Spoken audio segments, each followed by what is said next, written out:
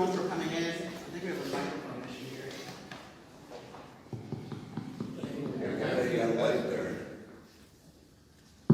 First Amendment opponents. I'm Carlton Oaks, I'm running for Congress. I think that's pretty apparent now if you've been opening your mailbox or you get knocks at the door, or phone calls, or turning on the TV. And what I want you to know is that I'm doing this because I really believe that we have too many sellouts in Congress. People who say one thing to get elected, then they go to Washington and they completely flip on us. You know that I'm unvarnished in my opinion because being a radio show host for 5 years, you give your opinion on things and you invite people to join in the dialogue. And so I like to speak with clarity. I like to lay out comprehensive plans, detailed plans. And today's town hall is on one of those plans, my 5-point border security initiative. During the question and answer portion, though, if you want to talk about any issue or ask a question about any issue, please, by all means. These town halls are designed to not only talk about a specific issue that we've got to prioritize and galvanize action on, but also make sure that constituents can come to me with any issue, any question, any problem, and that I will be there for them. This is our 54th town hall since August 5th. Wow. The 54th. And as a member of Congress, I will continue that kind of hands-on, high-touch representation for this district, because you ought to know your member of Congress, you ought to be able to talk to them directly, you ought to be able to look them in the eye and ask questions and share your thoughts and bring problems to them. So let's talk about border security.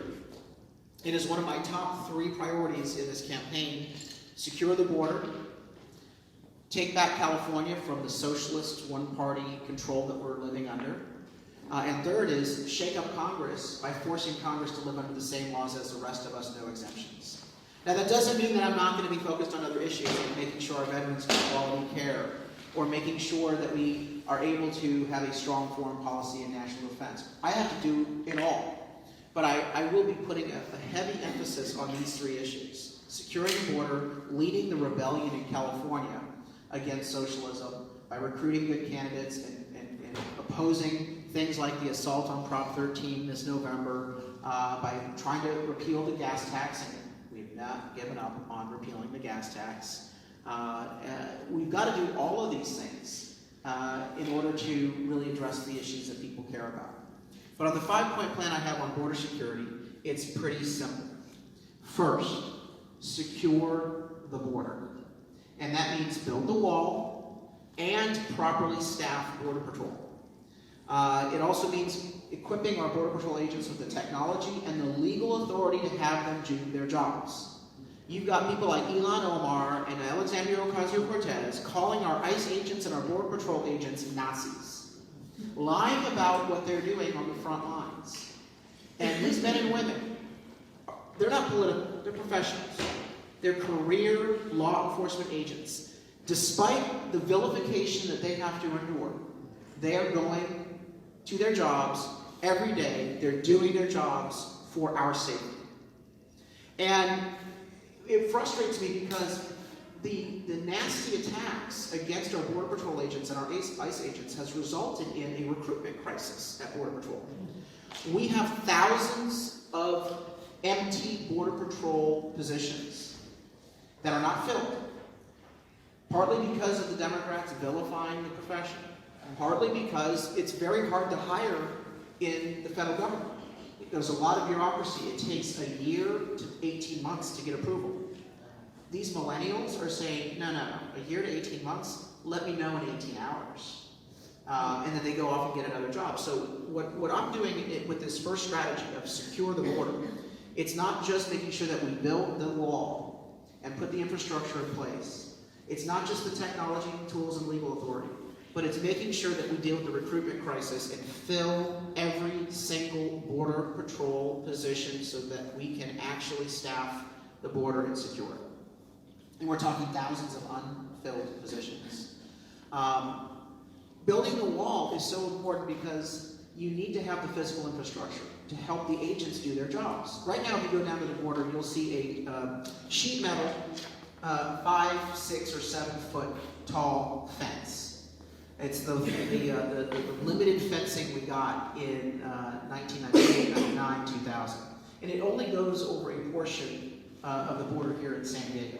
It's been a help, but it is not sufficient. And that's why the president, before he ran for office, sat down with Border Patrol professionals and they said, we need something more. We need something more substantial. And what they were talking about is, in essence, that wall, which is double-line fence with a road in the middle of it. Something you can see through, so that if someone's trying to get over that you know, whereas the sheet metal, you can't see someone on the other side. It's kind of hard. So why do we need the double wall?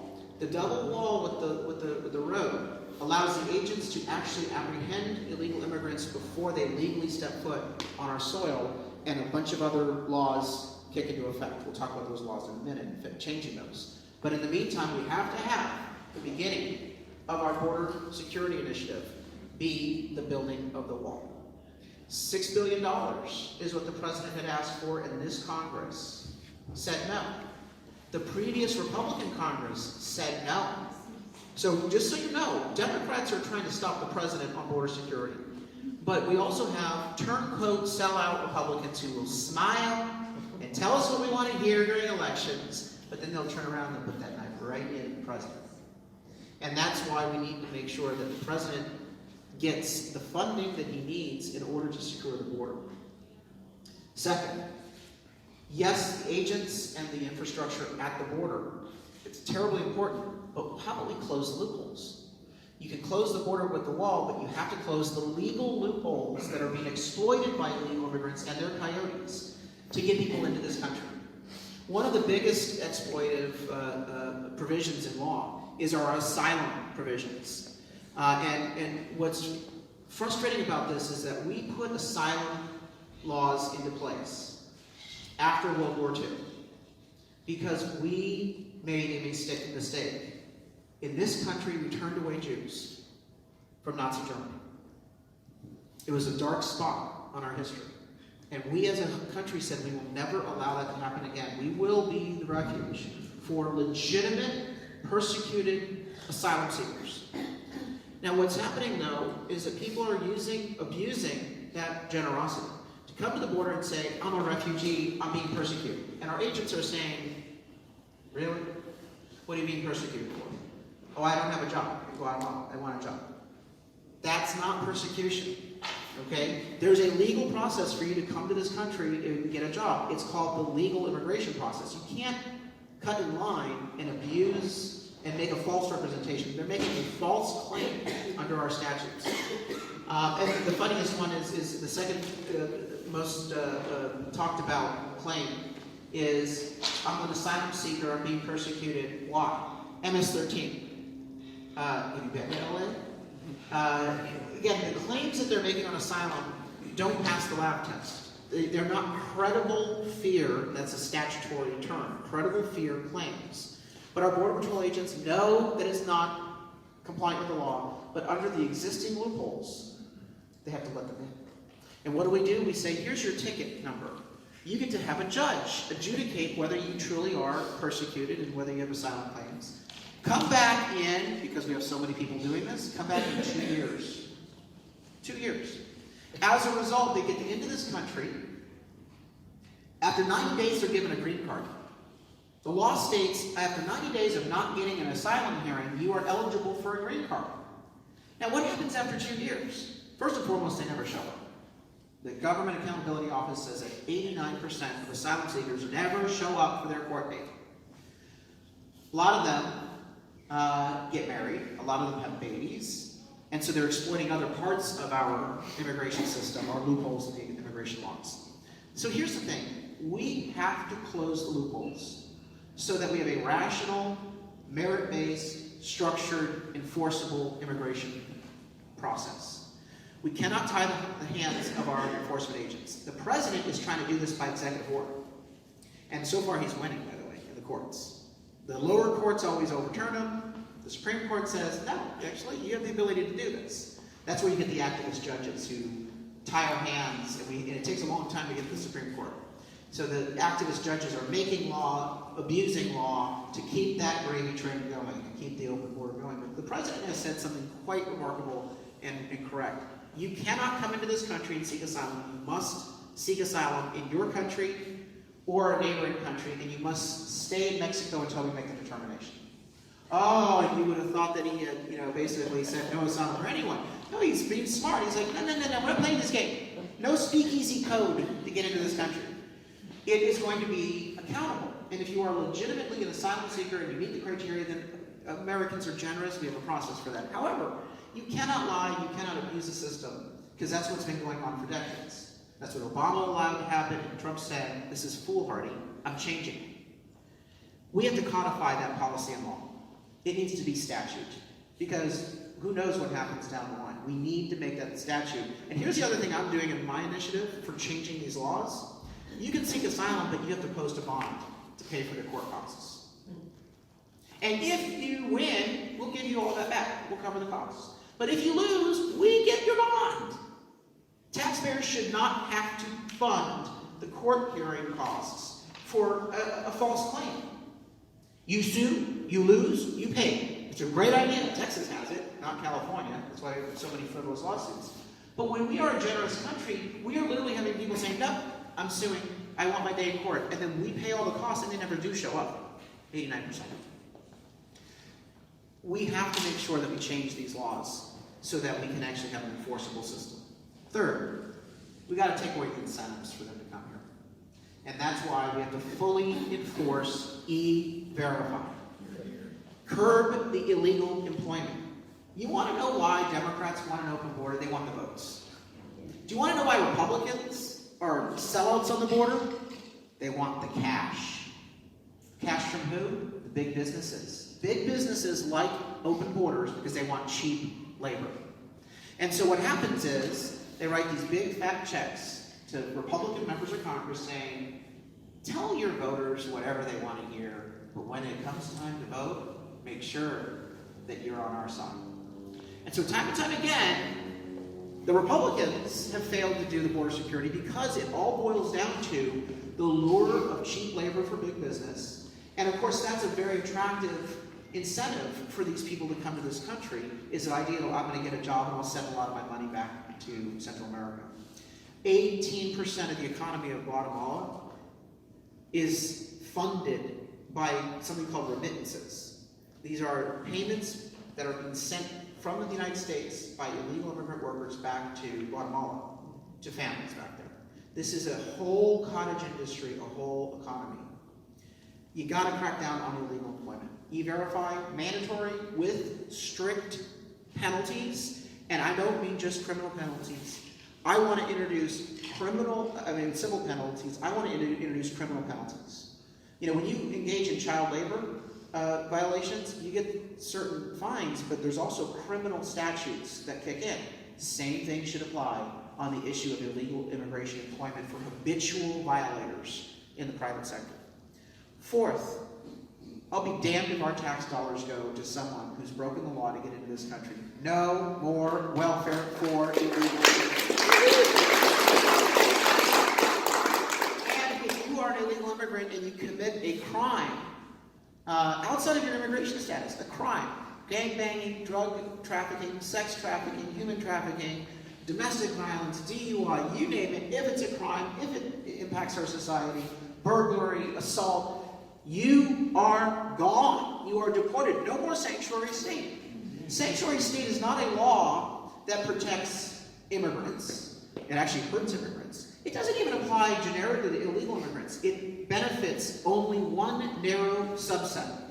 Illegal immigrants who are violent offenders. Illegal immigrants who've committed other criminal acts. Those are the only beneficiaries of sanctuary state laws, and the American people don't understand that because Republicans aren't clear enough on explaining what a sanctuary state law is and why it is so dangerous. I'm proud of the fact that I recalled the state senator who was the deciding vote on sanctuary state, SB 54.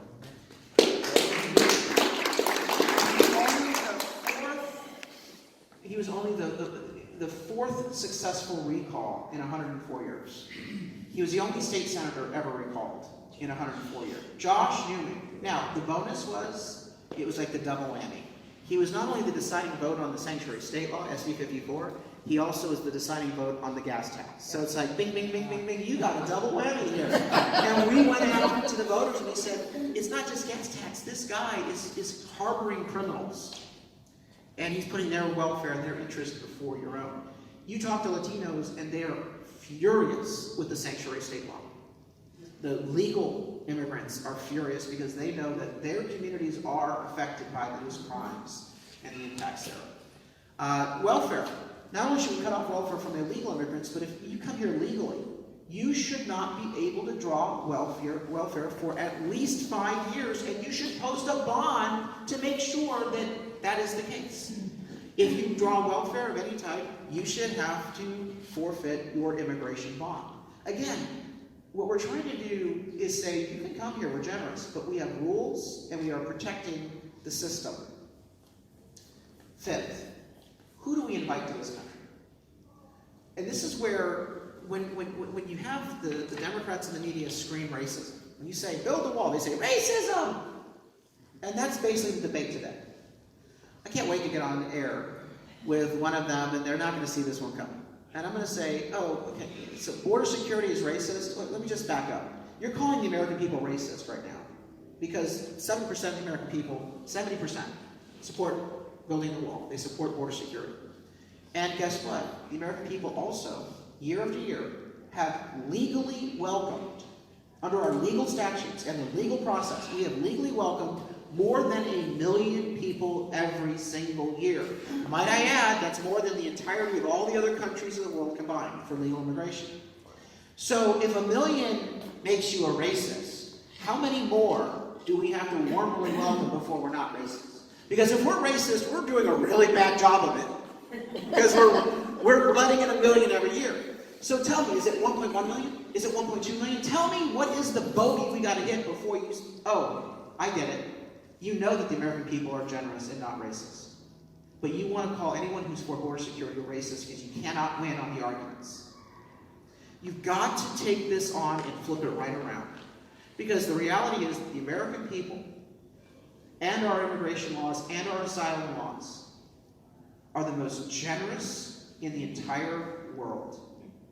And I'm sick and tired of the American people's generosity being demeaned and dismissed by the media and Democrats, and it's time the American people know just how generous we have been as a country. Nobody's standing up on that. We are not anti-immigrant, we are not anti-immigration. We are pro-border security and the rule of law in who we bring in. That's why the President's RAISE Act is my fifth strategy. The RAISE, R-A-I-S-E, RAISE Act, would change the process by which we vet the immigrants that are applying for entry. From who you know in a lottery to merit-based. And it would be objective criteria.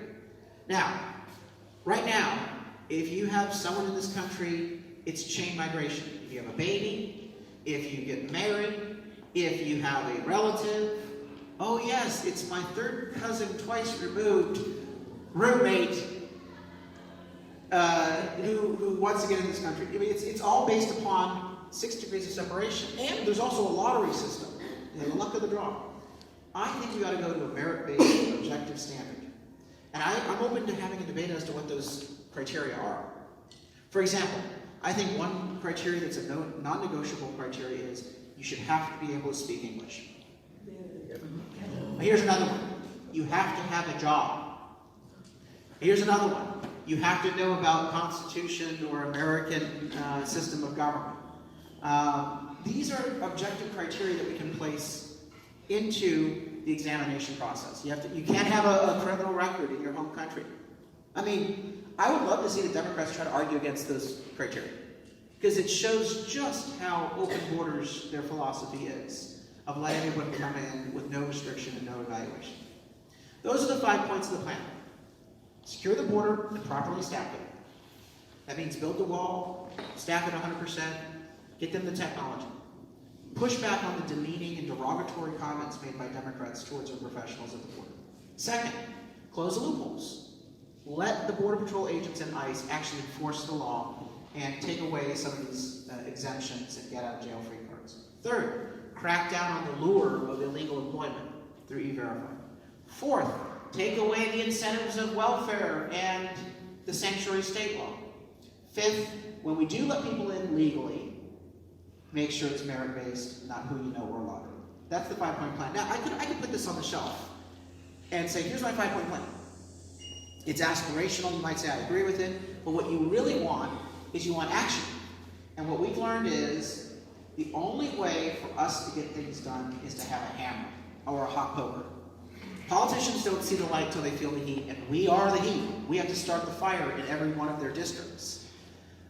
Say what you want about Alexandria Ocasio-Cortez, you know, the Speaker of the House of Representatives. Say what you want about AOC. I disagree with every single policy proposal that she has. They all come from a coloring book. But she is driving the narrative, and she is supporting progressive challengers against Democrats that aren't liberal enough or socialist enough for her liking.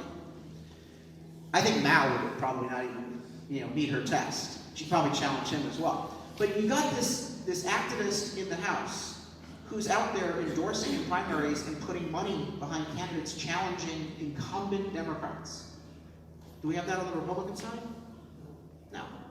So our president is there saying, hey guys, can you help me? Can you help me? And they're like, sure, we'll help you. So what I think we need to do is we need to have a people's super PAC to secure the border. You hear about super PACs all the time. The Democrats have dark money super PACs, George Soros, Tom Steyer. The corporations have super PACs. But the citizens don't have super PACs. Well, it's time we have one. And that's why I'm supporting a super PAC that was formed.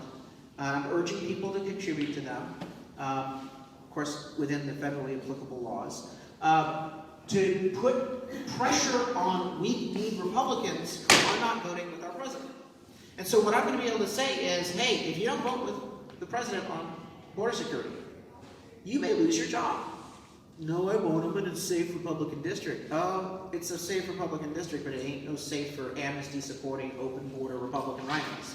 We will challenge you in the primary, and you'll lose your primary, and we'll get a real Republican in that seat. Remember the GoFundMe page that said, let's build a mile of the wall? They raised $20 million, and they were able, and I totally applaud the intention. But I told them, I said, you guys, we've already paid for that wall. We don't need a GoFundMe page. We already paid our tax dollars. We've already paid for that wall. Give us the wall we paid for, not once, not twice, but 3 times. How do you get that money that we've already paid for to be appropriated in the budget? You go and you do a super PAC and say, oh, I don't have $20 million for a small 1-mile portion of the fence. I got $20 million to take out 10 of you in the next election. 10. $2 million each. We don't even need to spend a dime of that money. It's like the best weapon is a weapon you don't discharge because you don't want to go through all your ammo. You just say, it's falling the line. The next thing we do is we take the money that we didn't have to spend on the weak-kneed Republicans because we finally got them to stiffen up and do their damn job. We turn that $20 million loose on the actual open border Democrats in purple seats that we can flip. That's my strategy. And the Republicans might say, well, you can't start out by going after challenging Republicans in primaries. Damn right we can. Because guess what? You're going to lose the House again because you don't keep your promises. Some of your own members, by breaking their oath and breaking their promises, are why you lost the House in the first place. Democrats were already going to motivate in 2018. You know why Republicans lost the House? Because they didn't build the wall when they had the House, the Senate, and the White House. Because they didn't repeal and replace Obamacare when they promised it for 6 years. So I'm a little quaint on this stuff. If you say you're going to do something and you don't do it, don't be surprised when your supporters don't show up and vote. And the Democrats voted, but a lot of Republicans did not vote in 2018. I believe because they felt like the House, the Republicans, didn't keep their word. And so I believe that this super PAC concept is the missing ingredient to support our president. And that's why I'm supporting their efforts to try to put pressure on Republicans to follow through, and then try to flip those seats that are needed to get that majority back. That's the plan. Will it happen overnight? No. Just like when we recalled Josh Newman, we were told we couldn't do it. The Republican Party said, oh, you can't do that. Oh, it's too hard. Recalls never work. I'm like, yeah, but this one we're going to do. And we did it. And they said we couldn't get gas tax repeal on the ballot. And we got 1 million signatures, not just 500,000. And that was us. We did that. Our movement did it. When everyone in the political class said we couldn't get it done. Now, we were winning so much that they had to lie on the ballot and change gas tax repeal, strike the term, and change it to kills puppies and kittens. Maybe not that bad. But it was, what they said was, eliminates road repairs and cancels transportation projects. It's like, our initiative does no such thing. But they eliminated any reference to gas tax repeal. So we know that they're not going to make this easy. They're going to lie, cheat, and steal. I'm dealing with this on those nasty television ads. Literally lies that I have to combat because someone is trying to cover up his own pro-amnesty record. And that's Mr. Issa. Darrell Issa voted not once but twice for amnesty. H.R. 6136. Go look up the bill. June 22nd, 2018, the day he did it. He can't run from that. He's lying on TV. Now he's saying that he's going to support President Trump, but he was the one and only. No, remember, take a look at the gaggle of never Trumpers in Washington. Romney, McCain. You got some of these guys that are always knifing the president, and not even they did what Darrell Issa did. Darrell Issa was the one and only Republican to say we need to investigate President Trump and his family on the Russian collusion allegation. We need a special prosecutor. That video is up, and soon it's going to be on TV as well. And so what's frustrating to me is that you got a lot of Republicans who are not voting for border security. And that's why this super PAC is so important, so that we can go in and say, you cannot lie to your voters, because we're going to be putting ads up saying what you didn't do on this bill. They are always counting on the voters never finding out what their voting record is. We will make sure the voters know the facts so that they can throw that person out of office. With that, let me open up to comments, questions, suggestions. Again, you can talk about border security, you can ask about border security, but any topic is fair game because this is a town hall for my constituents. Yes? Tell us more about the Super PAC. Who are they? What is their history? Where do they come from? Who's behind it? So the Super PAC is not something that I control because legally I can't control as a federal candidate and a federal office holder. What I can do is I can help raise money under federal limits for them. And that's why whenever I say I support them, please give applicable federal limits, I'm complying with the law. But I know that they are going to do what they need to do because they help with the gas tax repeal. Where do they come from? Where do they start? They've been involved in every single uprising in California, including the effort to repeal sanctuary state, the lawsuit process of getting the county on record. San Diego County, they helped me get San Diego County on record against the sanctuary state law and joining the president's lawsuit. So these are people who are movement conservatives, and I trust them implicitly. I know that they can do what they need to do in order to put the pressure on the politicians. That's why I'm willing to support their effort. Yes, ma'am. How do we get involved with that? We can, if you're on my email list, you're going to be getting emails right after March 3rd. It's okay, now that we got the congressional seat nailed down, here's a fundraiser that you can join me at in honor of this initiative, in support of this initiative. As you know, I'm out there and I will raise money for candidates as well as causes so that we can get the resources we need. We are not going to have the big money groups helping us out. They are not in agreement with securing the border. We're going to have to do this ourselves, just like we did gas tax repeal and the recall of Josh Newman, just like we did pension reform. When it benefits citizens, the big boys, oh, tisk tisk. But when it's something that's going to go after their interest, oh, they're all in. That's why I'm really worried about Prop 13. Prop 13 is on the ballot this November for repeal. The Democrats are going after it. You know what they're doing first? They're saying, oh, it's not going to affect homeowners.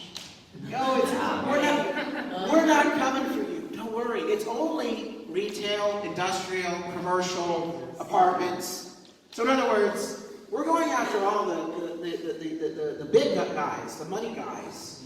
And of course, that's going to hurt us because the cost of living is going to go up. You buy a coffee at Starbucks, the rent's going to be higher because the property tax is higher. Rent control is a nonsensical idea because you're raising the property taxes on apartments, etc. So this is going to cost all of us a bunch of money. But oh, don't worry, it's not single-family homes, it's not the houses. You don't worry about it. You know why they're splitting us off? Because the only people with the money to defend up to this point Prop 13 are the big boys who don't want their shopping centers taxed at a higher rate. But once they take away Prop 13 from those groups, they're going to say, whatever. Oh, you're going after the homeowners? Yeah, we're already in that boat. Let them fend for themselves. The Democrats know exactly why they're splitting us off. It's not because they don't want to get rid of Prop 13 on everything. It's because they know that if they can take out the commercial, retail, and apartment and industrial owners, we will be defenseless against their super PAC money. So that's why we have to be thinking of how we organize the citizens to give $5 or $10 at a time. And I tell you right now, we don't have to have more money than that. We never will. We have to have more fight than that. And I know we can do that. What's the legal remedy, though, for the way that they worded the gas tax repeal? What's the legal way of stopping that? Yeah, a good question. What's the legal way of stopping them from lying to us on our ballot? Okay, there's two strategies that we're pursuing. First is our ballot harvesting strategy. You ever heard of ballot harvesting? Democrats will go out there. What they've done is they've enrolled a bunch of illegal immigrants and ineligible voters through the DMV to vote. And people are getting multiple ballots, by the way. 2 ballots, 3 ballots for the same person. And then they go out, they knock on the doors. Hey, you got any ballots? Give me your ballots. Thank you very much. That used to be illegal. Now it's legal.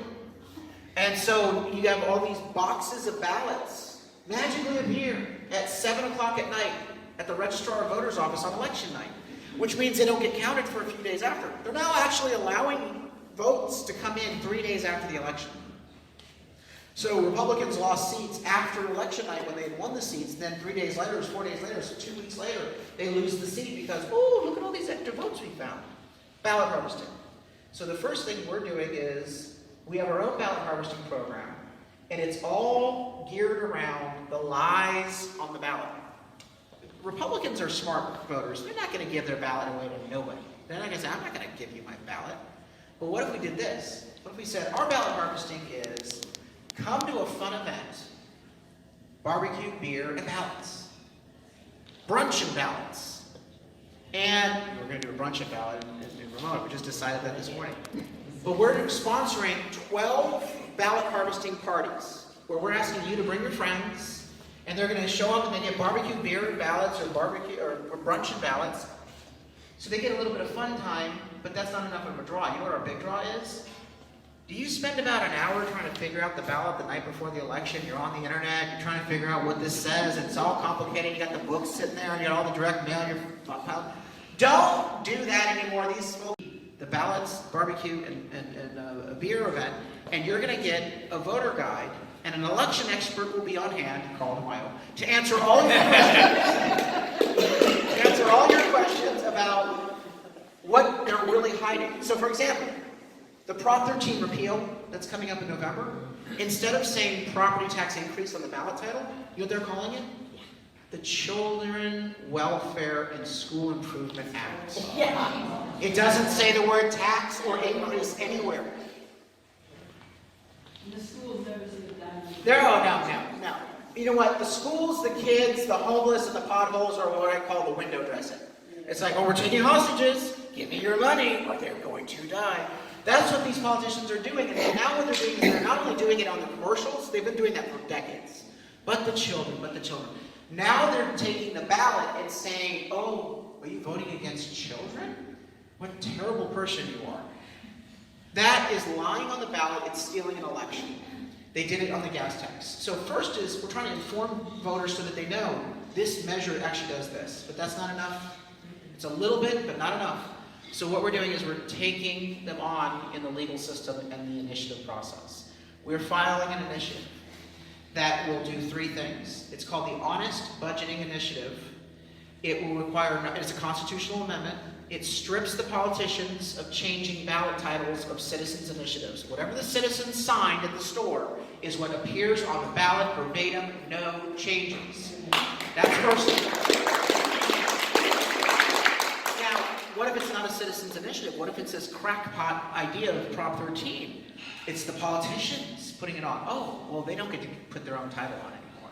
Under our initiative, it would be handed over to the nonpartisan legislative analyst's office for a title and summary, and that politician government initiative's ballot title would be subject to a lawsuit by any taxpayer in the state of California and asking a judge to weigh whether it's pejorative or biased or whatnot. So number one is a neutral third-party process for ballot titles. Number two, any initiative that contains a tax or fee increase on any individual shall begin with the two words, tax increase, in capital and bold letters.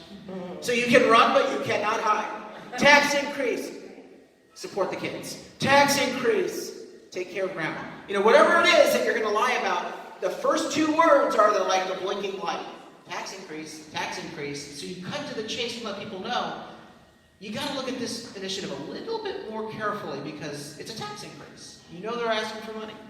Third, and this is what I really love, because I like efficiency.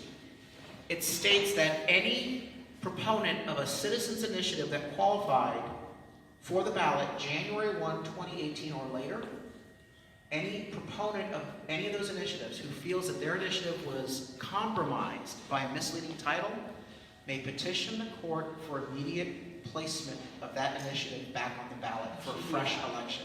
In other words, the gas tax repeal, we're not collecting another round of signatures on it. We're going back on the ballot with the real title, the original title, what we deserve, an honest election. Now, again, Democrats, I'll just be blunt. They're liars, cheats, and thieves. And I think the evidence is pretty overwhelming. If you don't believe that, I'm happy to sit down with you and continue to talk about why California is in the ditch that we're in today. But when you're dealing with a liar, cheat, and a thief, they're not going to play fair. So when they change the title on the ballot, do we just say, oh, okay, I guess you got me. Take my ball back, go home? No. We say, all right, that was a clever little stab. All right, we're going to regroup and we're going to go after you. Democrats did not build socialism overnight. They kept being relentless about putting their ideas out there, and eventually they broke free and they got it done. What we need to do is be as relentless about our freedom movement, about taking back our state. And there will be setbacks. I'm not promising you 100%. But I will promise you this, we will never give up. We will never stop the fight. There will be no compromise on our energy that we're going to put into saving this state. Yes, sir. I was reading the opposition to Prop 13. The opposition to which Prop 13? The new one. The new one, okay. The lie.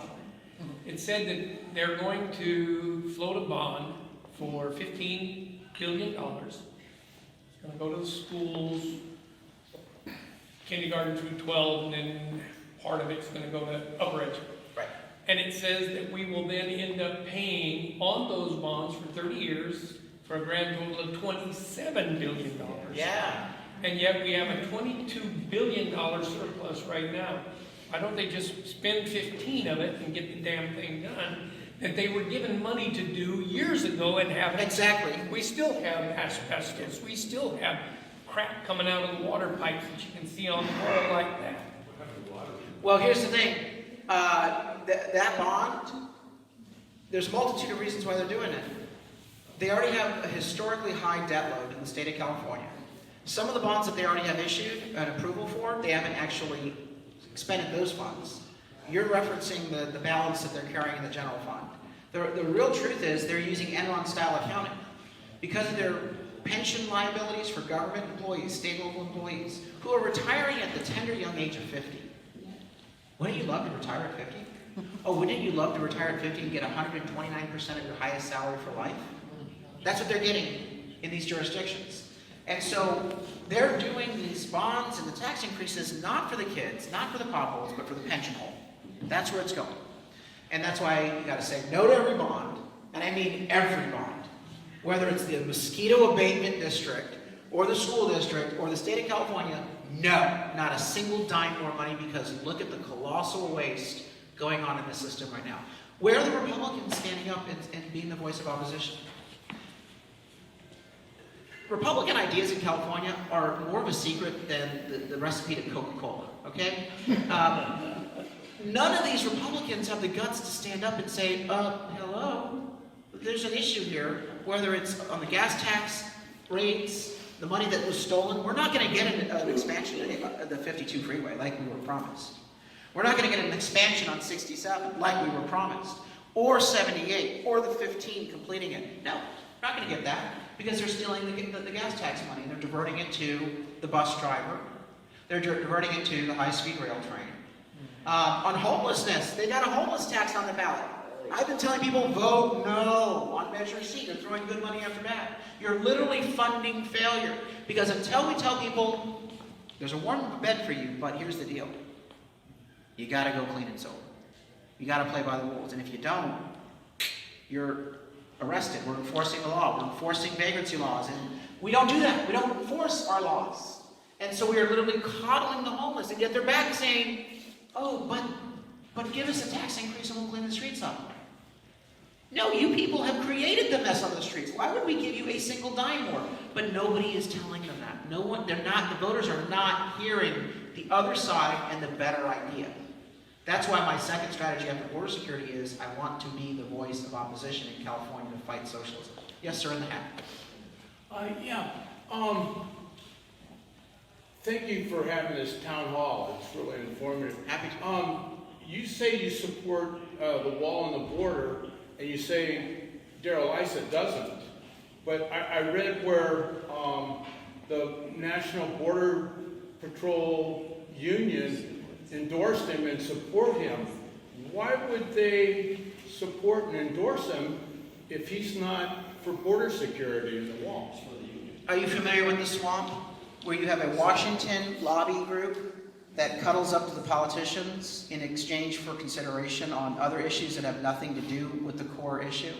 That's what's going on there. And so the border security advocates that I have endorsements from are people who do not have pay raises before the Congress, do not have benefit policy changes before the Congress, who are not a union taking union dues and putting it into politics. The people who are supporting me are angel moms who have family members who've been killed by an illegal immigrant criminal.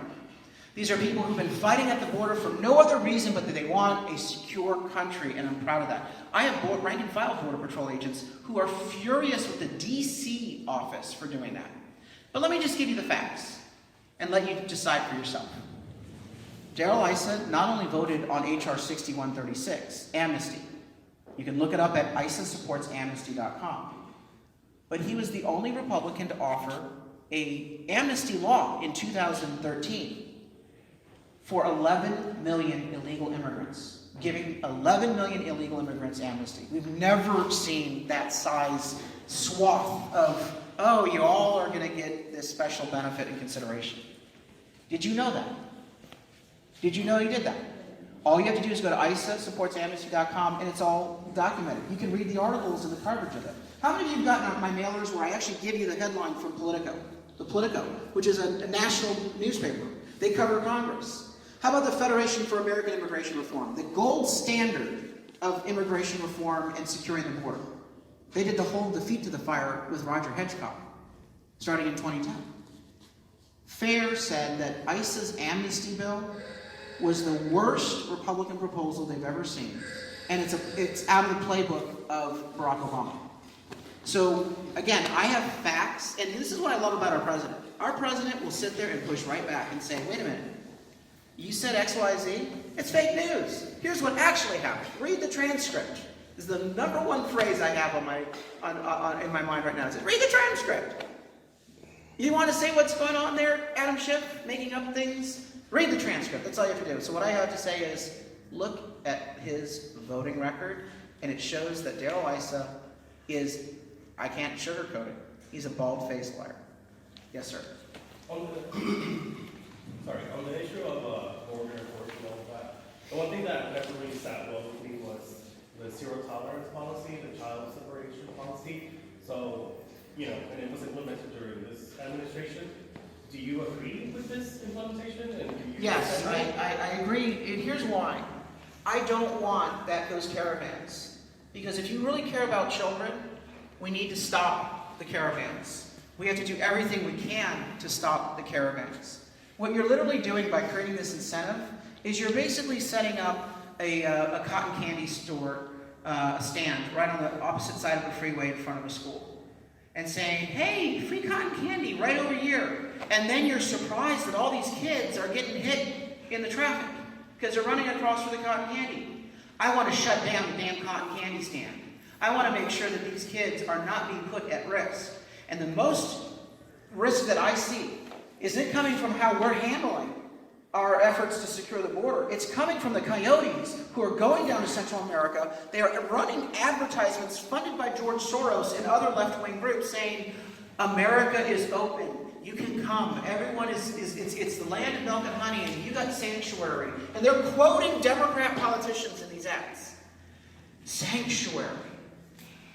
And what happens? They get into these caravans where the coyotes are these are awful people. You want to see who's really behind the caravans? It's the drug cartels. 1 out of 4 teenage girls are sexually assaulted, and that's not a Republican quote. That's from the liberal United Nations agency overseeing refugees. 1 out of 4 girls who are teenagers, underage, are being sexually assaulted in the caravans. Now, I'm not at all willing to allow that to happen. If that means we say the border is really secure, don't even try coming. That message gets out, then people will realize that the only appropriate way to enter the United States is to follow the law and go through the process that we have offered you. That's my goal. It's like, would you give money to a drunk?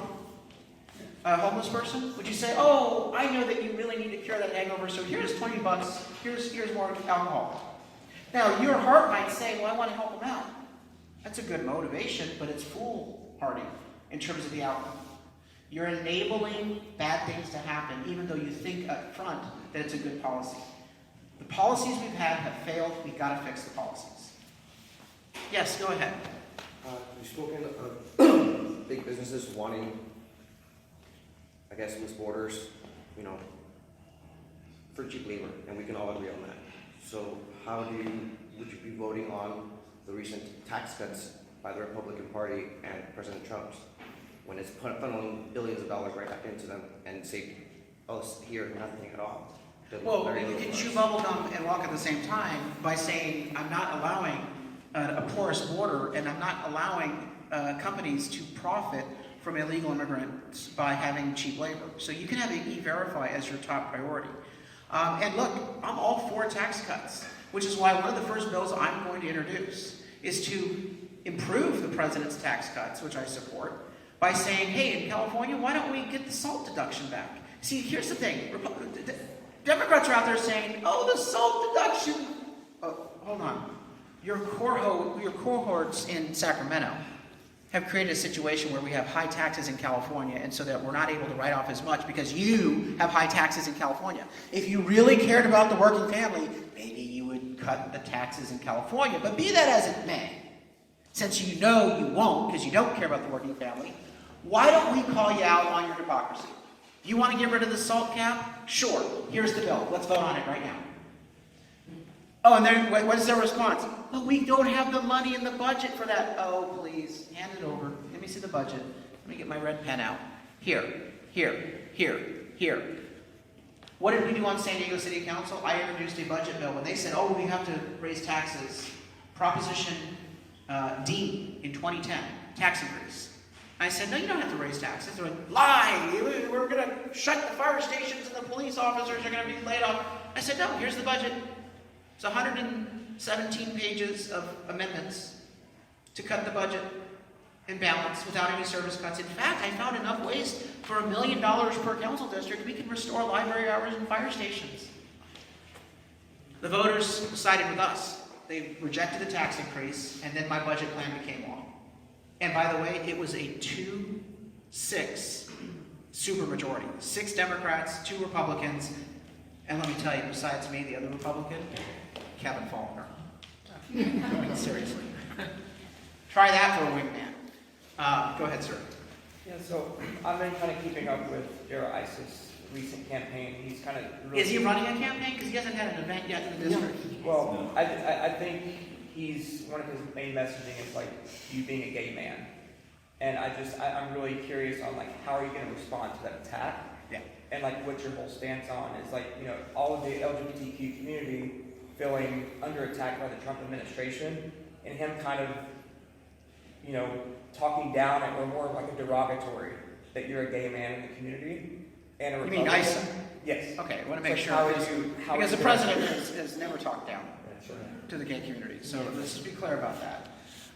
Let me just say, I got a call from a couple reporters, and they said, well, what's your reaction to the ad? And I said, I'm outraged. I am angry about this ad. Why? It absolutely falsely states my position on immigration.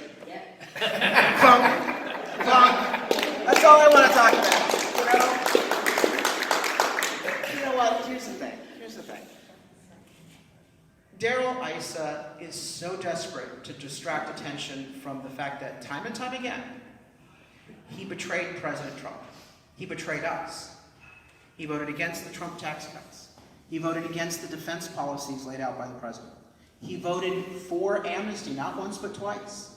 He said that the president's deportation policies at ICE were not a priority. We shouldn't be following them. He said that the border wall was unnecessary. He opposed the border wall. And he was the only Republican to call for a special prosecutor against not only the president, but the president's personal family. That launched the witch hunt. It validated the nasty hysteria that came from the left trying to invalidate the 2016 election. And so, look, he's a desperate guy. I don't know which moniker I'm going to use for him in the debate coming up. Is it Desperate Darrell or Amnesty Issa? What do you think? I got to figure it out. Maybe both. But here's the thing. He's got to go nasty and he's got to lie in order to divert attention. I'm running on the fact that I'm a proven fighter, and I think the voters are going to see that. Yes, in the back. Yes, ma'am. Did we count on you not to have a bunch of negative ads out there? Yeah. I don't like negative ads, but I want to make sure that when you're lied to, that you get the truth. On my radio show, what was the moniker? The DeMaio report, the story behind the story. Because you read the story, you see CNN, you're like, oh my God, that's terrible. Donald Trump tortured 3 kittens today. That's awful. And I'm like, whoa, hold on a minute. Here's the real story behind that headline. And that's why people did tune in, and we made it the #1 show in San Diego. And I miss it, by the way. I wish I could continue to do it every day. But I want to make sure that voters know that what he is saying is not true about his own record and about my record. And so we put up an ad that I think is kind of cute. It's a little top hat, the snake oil salesman's like, beware. Versus nasty, which I think the gentleman here, you see the tone and tenor of that ad. It's just, it's nasty. So, yes, ma'am. Well, it's also against, it's like, what have you done for San Diego since you quit the first time? Since you left. You have so many things that you've done for us. What does he have to write? Well, he's got $400 million, and but he has a really big ego, and he thinks that he ought to be a congressman. But he's done nothing. He's about to find that out. Here's the thing. I have a source inside his campaign. He just finished up a poll, and he is in free fall. So I think the fates are dealing him a bad blow right now. And so he's out with another round of ads that are deceptive. But look, I get to run on my plan for what I think we need to do. And I think Californians, they either got to decide, do you want to fight? Do we want to have a fresh energy in California? Or do we want more of the same old, same old? I think they're ready to fight. 2 more questions, and then I'll do one-on-ones for as long as people would like. The lady in turquoise. Yes, ma'am. I value the sanctity of life, and I love everything that you stand for, and I just don't know where you stand on the pro-life or pro-choice position. My position is the same as Justice Brett Kavanaugh, in that you can have a constitutional freedom to do something, but we still have a constitutional right and ability to impose restrictions. So, for example, I'm voting for and I support strongly the Hyde Amendment. It would restrict any government funding from abortion providers. Darrell Issa supports funding for abortion providers. We have video of him at a forum saying, I will defend, and it's online at whoisisa.com. We also need to defend our crisis pregnancy centers. In California, the Democrats passed a law saying that the crisis pregnancy centers, by the way, they receive no government money. They are privately funded, faith-based institutions. That in California, they tried forcing privately funded faith-based organizations to counsel in favor of abortion. When they did that, I got Chuck Laundrie on my show, a lawyer, a civil rights lawyer, constitutional lawyer, and we filed a lawsuit, and we got the Supreme Court to overturn that law, saying you cannot compel religious organizations to speak on something that they do not believe in, particularly because they don't get any government money. Here's another example. I believe that we should have restrictions and criteria on abortion providers that they have to counsel in favor of alternatives to abortion. Okay, if you're receiving government money, if you're performing a medical procedure, then we can regulate what you do. Let me give you an example, because some people are like, no, you can't. If they're not taking government money, you can't regulate. How is that not the same as the church? No, the church is talking about alternatives, not a medical procedure.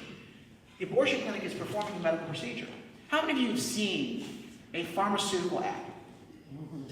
Okay, they're not just 30 seconds, they're like 2 minutes. You know, it says, you know, here's the drug that can help you with diabetes. And then, after 3 seconds of here's the drug that helps you with diabetes, it says, you may grow a tail. You may lose a limb. You may lose all your hair. You may lose your eyesight. In some cases, you know, and you're just looking at this like, oh my goodness, what is going on here? But hold on a minute. That's not constitutional. They have a right to offer a procedure. Oh, wait a minute. So we allow for regulation in the public interest of pharmaceutical companies. I believe that we should impose stringent requirements and regulation on any sort of medical procedure. That's not picking a side. It's simply saying we want to make sure that abortion is as non-existent as possible in this country because women are given the support to choose life. And that's the sort of platform that you're going to see me fight on in Congress. Again, my position is the same as Justice Brett Kavanaugh, but there are so many provisions in law that we need to enact to make this issue more commonsensical, not the black and white that the politicians want us to get involved in. One last question, and it's the guy in the Navy shirt. Sir, the federal deficit for this year is over $1.2 trillion. And we have $23 trillion of debt. The debt is over $20 trillion and growing, obviously, at $1 trillion a year. You had just indicated you advocated for the support of the president's next tax cut. That makes that debt and deficit even worse. No, not if you cut the budget. It's in the budget. How does it get into the budget? Oh, do you think there's no waste in the budget? You think that we're efficient and optimally? No.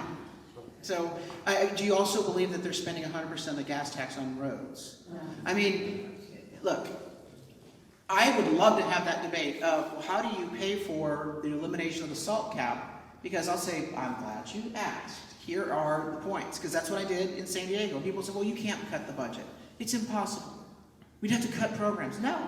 We balanced the budget through efficiency reforms. We restored services. We didn't need the tax increase. And we got the pension reform initiative that's saving hundreds of millions of dollars annually and billions of dollars over the course of time. What's the suggestion for the federal government? Oh, go check out my website under budget. We got performance audits of every federal program, sunset requirements of every federal program, looking at managed competition and outsourcing, taking a look at the proper role of government. If it's not the core role of government, devolve it to the private sector or the states or the localities. I can't wait to start talking about that. Now, in contrast, back to the name who shall not be mentioned, he voted 7 times for a debt limit increase. 7 times. So, if I have one amendment about what I'd like to see a bit more in the next Congress from the president is that I'd like to partner with him on doing more on dealing with the federal spending. Because I think we can get a lot more of his agenda done if we can show, hey, we're paying for it. Here's the other thing. If you argue about socialism, the cost of socialism, how do you have credibility if you've also run up billions and trillions of dollars in debt? The best argument against socialism, outside the idea that it doesn't work, is that giving everything away for free is simply not possible or sustainable. And then you get into the freedom issues, which I love talking about socialism as the opposition to freedom. Any government that says it can give you everything you want can take everything you have. And so that's where the debt issues, the federal budget, Republicans used to have that issue. They used to own that issue. And I think it's a detriment to our ability to fight socialism if we don't have fiscal austerity and responsibility. So I'll stay for as many questions, one-on-one, photos, whatever you want to talk about, but 3 things I need. Number 1, I can't do this alone. We never did the gas tax repeal alone. We never did the recall of Newman alone. We didn't do the opposition to the tax increases alone. We didn't do the pension reform initiative alone. I need your help. This is a decision point for you. Do you like where we're going in California, or do you think we need some new energy? Do you think the guy who spent 20 years in the swamp should go back? Or should we change out? If the answer is yes, I want new energy and a fighter, I would like to earn your vote. Second, I need your voice and your vote. There are 2 ways for you to express your voice. One is you can contribute. You can buy a t-shirt. We have wonderful hats, Make California Great Again. We have freedom straws, since you can't have a straw anymore. But contribute or buy an item that helps us get a voice on TV, on the mailbox, on radio. Also use your voice today on cell phone and on email. Send an email to 5 people and say, here's his website. Check him out. He's a different character than the career politicians. I think you'll like what you see. He was at a town hall. Go to his next event. That is so critical. Your voice in this process. And third, we need to harvest ballots. And that's why we're coming back with 12 to 13 events all in this area in February. It's called Barbecue Beer and Ballots. I mentioned it earlier.